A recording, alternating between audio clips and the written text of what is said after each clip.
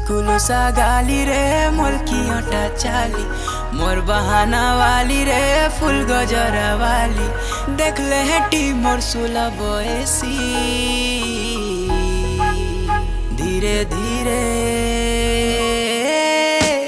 धीरे धीरे तुई मूल करी देउछु हसी आमर धंगरा मुंतर ठाने तो गला न फसी धीरे धीरे तुई मूल करी देउछु हसी आमर धंगरा मुंतर ठाने तो गला न फसी।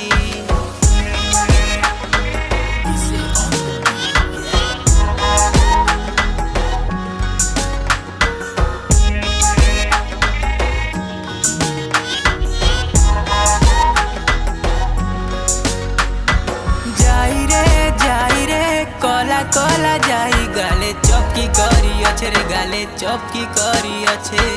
हल्दी गा हल्दी